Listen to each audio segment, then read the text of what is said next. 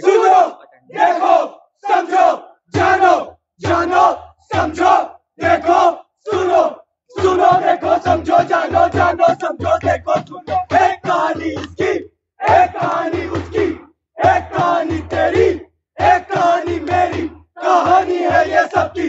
मुझे पता है, तुझे पता है, इसे पता है, उसे पता है। बोले ना कोई कुछ भी भैया, बोले ना कोई कुछ भी, बोले ना कोई कुछ भी, मैं ना बोले ना कोई कुछ भी। हाँ कहानी, ये कहानी, तेरी कहानी, मेरी कहानी। कहानियाँ जो हम बचपन से एक ही तरह से देखते और सुनते आ रहे हैं। घर में काम करने वाली औरतों और बाहर काम करने वाले मर्दों की कहानियाँ, सपने पूरा करने वाले मर्द और सपनों का बलिदान देने वाली औरतों की कहानियां, प्यार, वायना, मिलनी, शगुन, इन सब के नाम पर दहेज मांगने वाले लोगों और दिन रात दहेज को इकट्ठा करने की जद्दोजहद में खपने वाली औरतों की कहानियां, गोल रोटी बनाने वाली बहन और गोल रोटी खाने वाले भाइयों की कहानियां। पर जब भी कोई इसे बदलने की कोशिश करता है तो वह बदतमीज, बदचलन, बिगड़ा हुआ, स्वार्थी, खुदगर्ज, इन श्रेणियों में डाल दिया जाता है। क्यों? बल्लू कसके खबर चल रहा है कुछ वो दिन भर, कंधों पर है जिम्मेदारी, निकल पड़ी है तेरी सवारी। दुनिया का नारा लगे रहो, मंजिल का इशारा लगे रहो, दुनिया का नारा लगे रहो, मंजिल का इशारा लगे रहो। पापा, मम्मी कह रही है आपके नहाने का पानी गर्म हो गया है। मैं अभी नहीं नहाऊंगा, मेरे ऑफिस जाने में अभी 2 घंटे बाकी है। पापा आप नहा लीजिए ना, जितनी देर में आप नहा कर आएंगे उतनी देर में मम्मी खाना बना देगी। मम्मी को रोज ऑफिस जाने में देरी हो जाती है। मम्मी के चमचे, मम्मी को बोलते हैं कि काम छोड़ दे। रात के 10 बज रहे हैं, कहाँ थी अब तक? टारगेट पूरा नहीं हुआ तो ओवर टाइम करना पड़ा। कल से टारगेट पूरा हो या ना हो, 6 बजे घर के अंदर घर का काम क्या तेरा बाप करेगा? और जब तक तू घर नहीं आएगी हम तेरे इंतजार में भूखे बैठे रहे। तो तुम भी तो खाना बना सकते थे ना। और मैं बाहर काम पर जाता हूँ। तो मैं भी बाहर काम पर जाती हूँ। खाना बनाना औरतों का काम है, मर्दों का नहीं। सुनिए, मैं नहाने जा रही हूँ, मेरी साड़ी जरा छत से उतार लाओ। दिमाग ठीक है? पागल है क्या? साड़ी उतारूंगा, लोग कहेंगे टिप-टॉप मस्त नहीं रहे, छत पर बीवी की साड़ियाँ सुखाते हैं। पापा मेरी तबीयत कई दिनों से खराब है, पिछले 1 हफ्ते से मम्मी छुट्टी ले रही है, आज आप छुट्टी ले लो ना। मैं छुट्टी ले लूंगा, बच्चों को संभालना औरतों का काम होता है, मर्दों का नहीं। उसको बोल घर बैठे। तू सुबह पानी भरकर रख कर क्यों नहीं गई? रात से तबीयत ठीक नहीं, क्यों सुबह कॉलेज को निकलना था। तो कॉलेज ना जाती, आज के बाद घर का कोई काम छोड़कर मत जाना। सुशीला इधर आ, जब तक कोई चल कर गप्पे मारती रहती है, घर का काम कौन करेगा? तुम भी तो काम के बाद अपने दोस्तों के साथ गप्पे मारते हो। हमारी बात अलग है, हम मर्द हैं। तो मैं थकती नहीं, मैं भी काम पे जाती हूँ, आकर बच्चों को संभालती हूँ, मैं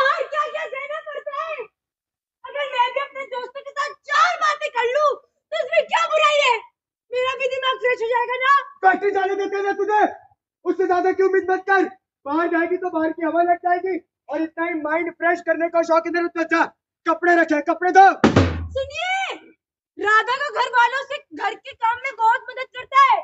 जब वो ऑफिस से आती है उसके लिए खाना तक बना के रखता है। जैसे हमने बाहर की जिम्मेदारियां आधी आधी बांट ली, क्यों ना हम घर की जिम्मेदारियां भी आधी आधी बांट लें। उसका घर वाला नाम बांटे, मुझे चोरू का गुलाम नहीं बनना। मैं भी बाहर काम करने जाती हूँ, ऐसे तो मैं भी मर्द हुई। ओ नारी सशक्तिकरण, चल बटन दो।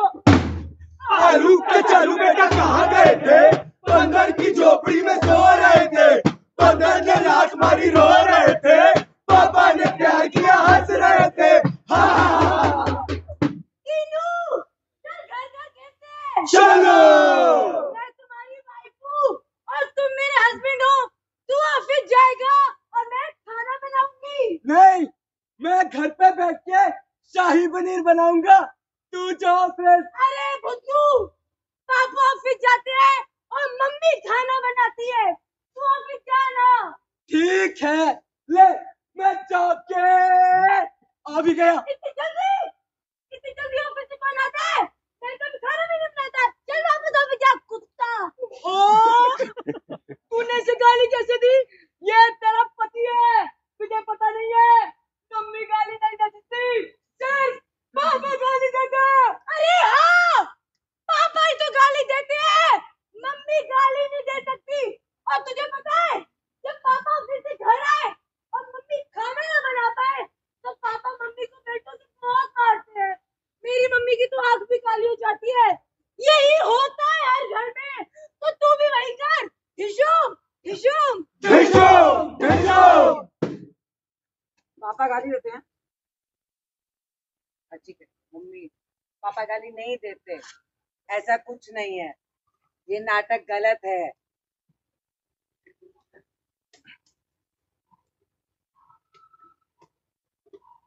घर में सबसे पहले कौन उठता है?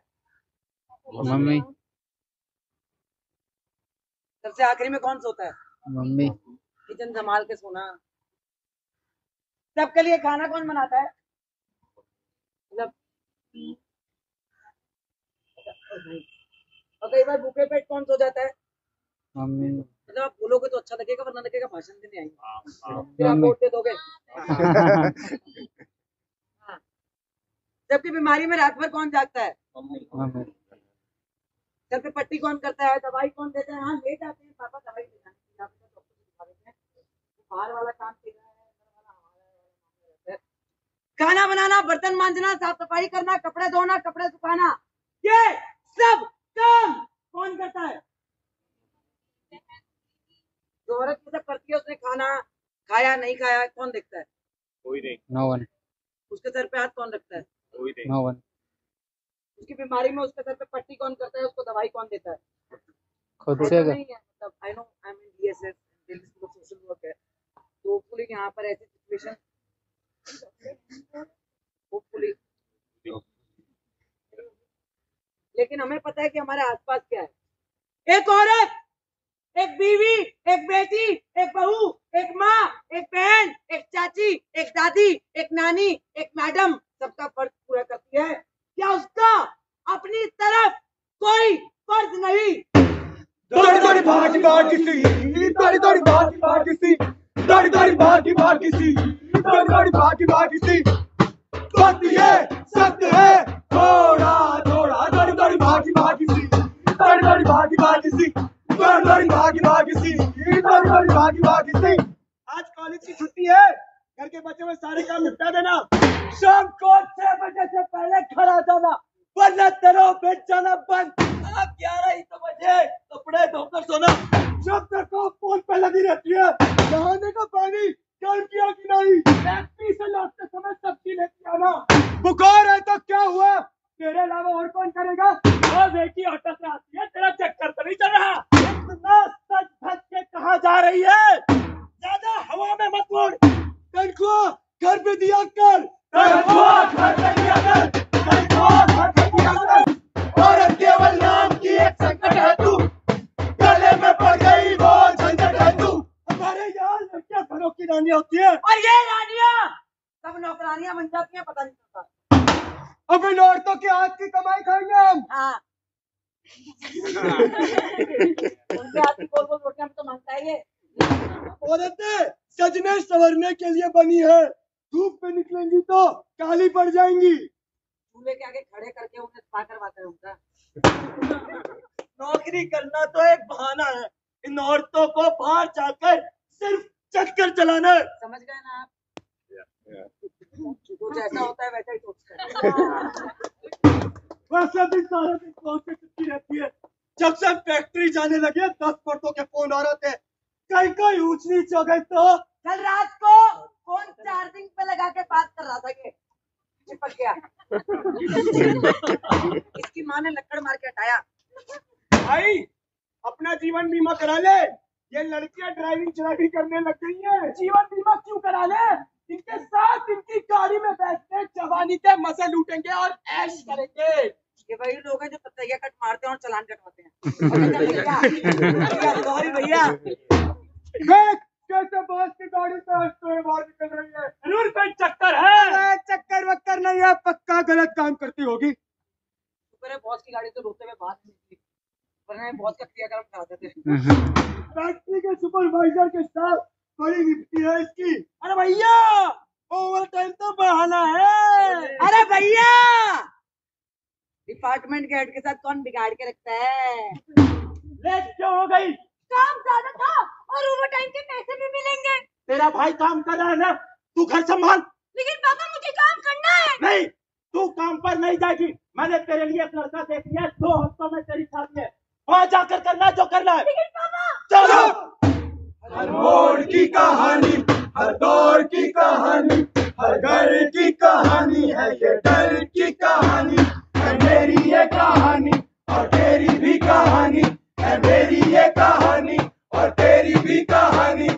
कैसी ये सलाखें है जो दिखती भी, कैसी ये उदासी है जो छुपती भी नहीं है, कैसी ये मजबूरी है जो तुझको रोके रहे, सांस में बहती रहती है तू कैसे ये सब सहती है। उड़ानों की कहानी, ख्यालों की कहानी है, सपनों की कहानी है ये अपनों की कहानी। कैसी ये जुबानें हैं जो हिलती भी नहीं है, ऐसी क्यों ये कलियां हैं जो खिलती भी नहीं है। हर मोड़ की कहानी, हर दौर की कहानी, हर घर की कहानी है ये डर की कहानी। आज भी जब कोई लड़की घर से बाहर निकलने की, काम करने की, अपना सपना पूरा करने की बात करती है तो उसे साथ नहीं संदेह का, सवालों का सामना करना पड़ता है। उसे उदाहरण दिए जाते हैं उन लड़कियों के जो थोड़ा कम बोलती हैं, घर पर रहकर बच्चों की, बूढ़ों की, माता पिता की, सास ससुर की सेवा करती है। बचपन से हम अपनी लड़कियों को अपने पैरों पर खड़ा होने का, अपना खुद का पैसा कमाने का सपना नहीं, एक राजकुमार से शादी का सपना दिखाते हैं। छोटी उम्र से उन्हें शारीरिक और मानसिक तौर पर सो कॉल्ड लड़की की तरह तैयार करते हैं तो किसी की बीवी, किसी की बहू या किसी की माँ ही बन सके और अपना अस्तित्व, अपना वजूद उन्हीं में ढूंढे। फिर भी जो लड़कियां घरों से बाहर निकलकर काम कर रही हैं, उनके बारे में हम तरह तरह की उल्टी सीधी बातें करते हैं, उनके चरित्र पर सवाल उठाते हैं, उन्हें उन्हीं की आजादी देकर एहसान जताते हैं, धौस जमाते हैं। सुन, तुझे काम करने दे रहा हूं ना, ये कहकर साथ दिखाते कर अपने सपनों को पूरा कर रही है। सुनिए, मेरी सैलरी आ गई है, आप अपने अकाउंट में जमा करवा लीजिए। अब इसकी कोई जरूरत नहीं है, मैंने तेरा बैंक अकाउंट खुलवा दिया है और उसमें कुछ पैसे भी डाल दिए। ये ले तेरा एटीएम कार्ड। पर पैसे आपके अकाउंट में डले हैं, मेरे में बात तो एक ही है। तो अब से मैं अपनी सैलरी तेरे अकाउंट में जमा करा दिया करूंगा। नहीं नहीं, इसकी कोई जरूरत नहीं है।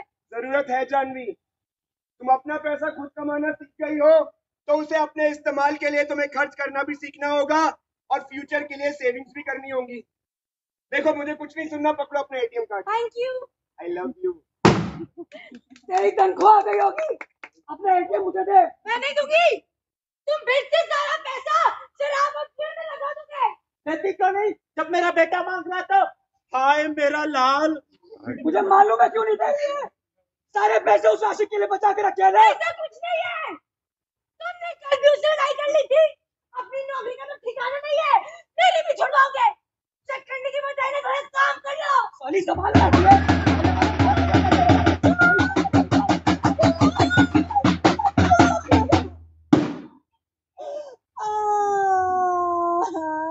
पिछला वाला वो सीन था जो हम चाहते हैं वो, और आप चाहते हो हम उस पे नाटक करें। अक्सर लोग कहते हैं इस पे नाटक क्यों कर रहे हो, अच्छा था, किसी और चीज पे नाटक कर दो। हम कहते हैं सामने चीजें बदलेंगी तो हम भी बदलेंगे। मतलब जब शादी होने वाली होती है ना, तब थोड़ी भाषा अलग होती है। मैं तेरा ख्याल रखूंगा, हम सब मिलके तेरा ख्याल रखेंगे। और फिर भाषा होती है, तूने ख्याल रखा, तूने जिम्मेदारी संभाली, कौन देखेगा इनको, तेरी जिम्मेदारी है। भैया बड़े बवाल है हमारे यहाँ ना। मतलब 25 साल अपने माता पिता के साथ रह के एक दिन अचानक मुझे किसी और के घर भेज देते हैं, और जिसके घर भेजते हैं वो कहता है देख मैं कितना एडजस्ट कर रहा हूँ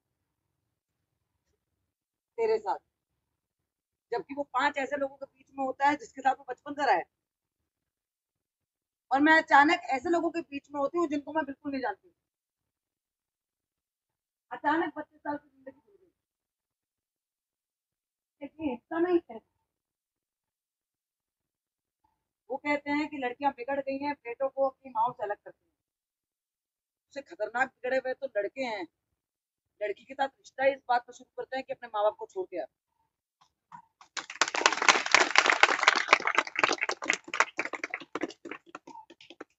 डर सा लगता है बेटी पैदा करने में, और उससे ज्यादा डर लगता है आज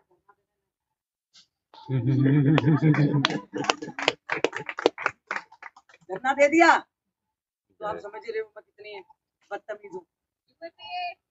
हो सकती है ये कौन सी अनलॉफुल एक्टिविटीज प्रिवेंशन एक्ट। देखो जरा, तुम्हारी जरूरत है नाटक में, काली साड़ी से काले कुर्ते में आ जाओ।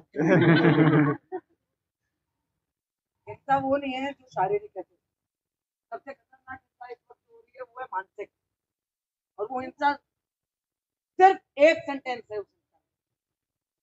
मैं दिखाऊंगी,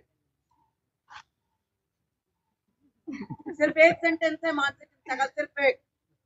पता है क्या है? तू लड़की, खत्म। और हिंसा को खत्म करने का भी सिर्फ एक ही सेंटेंस है, हाँ मैं लड़की शक तैश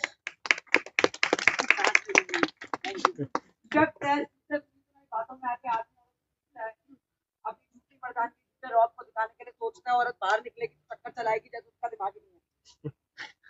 जब तक औरत कुछ ना नहीं बोलेगी, हाथ नहीं रोकेगी उसका, तब तक पिटती रहेगी। और ये बहुत खतरनाक सेंटेंस है, बेटा कभी रोते हुए घर मत लौटियो अपने ससुराल से। अगर वो हंस रही होगी तो लौटेगी क्यों? रोएगी तभी तो लौटेगी, क्यों भैया?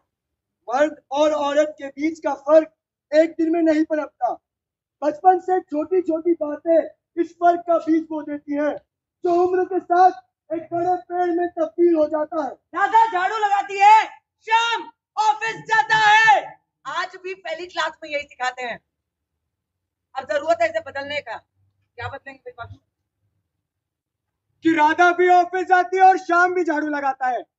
आजादी मिलने में हमें 100 साल लग गए, अब क्या चाहते हैं कि औरतों की आजादी में 100 साल और लग जाए? ये नहीं कहता कि आकर मेरी जिंदगी बेहतर करो, लेकिन अपनी जिंदगी संभालने की हिम्मत खुद में पैदा करो। सपने देखो, अपनी बेटियों के लिए दहेज मत जोड़ो, उन्हें पढ़ाओ लिखाओ, अपने पैरों पर खड़ा होने दो। क्यों एक लड़की तभी घर से बाहर निकले जब उसके घर में पैसों की जरूरत हो? क्या काम करना उसका हक नहीं? ये तो उसका चुनाव होना चाहिए कि वो अपनी जिंदगी में क्या करना चाहती है। हमारे संविधान ने सबको ये बराबर का हक दिया है कि अपनी मर्जी का काम, अपनी मर्जी की जिंदगी चुन सके। तो हम कौन होते हैं लड़कियों से उनका हक छीनने वाले, उन्हें उन्हीं की आजादी देने वाले? एक बड़ा खतरनाक सेंटेंस है, कुल का दीपक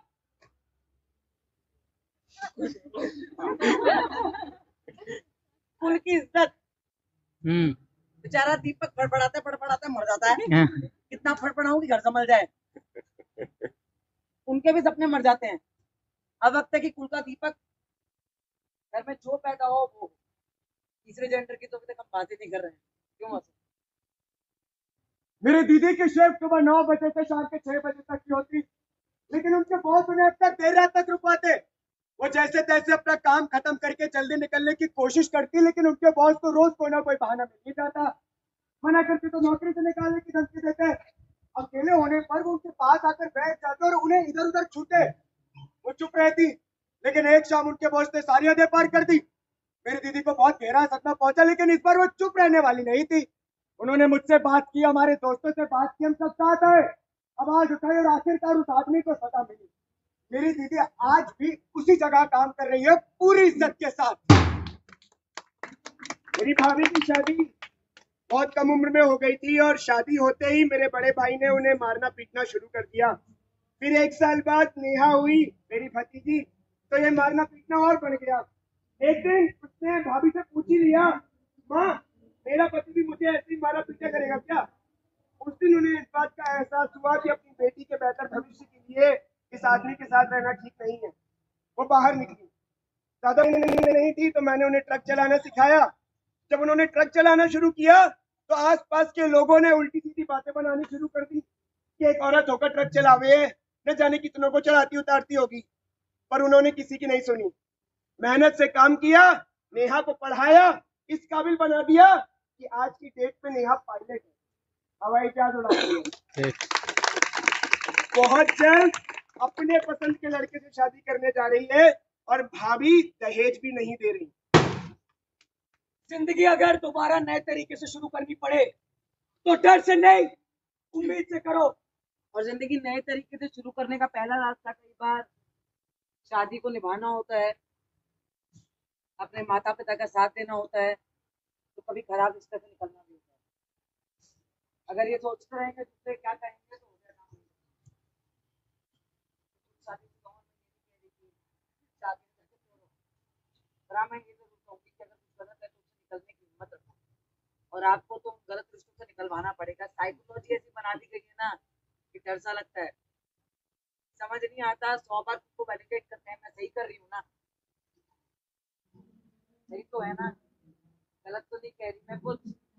एक औरत मिली पिछले नाटक में, वो कहती मेरा बेटा कहता शादी करनी है। मैंने कहा कर ले, 4 साल का था। तो कहता कि फिर वैसे ही चाचू की जैसे वाइफ आके उनके साथ रह रही है, मेरी वाइफ क्या मेरे साथ रहेगी ना। तो उसकी मम्मी ने बोला ना बेटा तू जाएगा मैं छोड़ के, खुद इंडिपेंडेंट बन जा।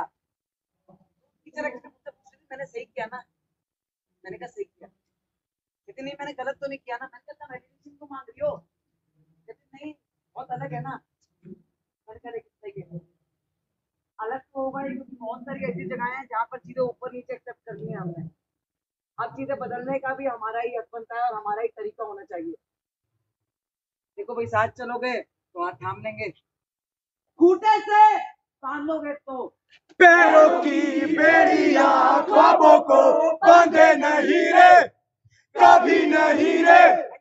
मिट्टी की परतों को नन्हे से अंकुर भी चीरे, धीरे धीरे इरादे हरे भरे जिनके सीनों में, वो दिल की सुने करे ना डरे ना डरे।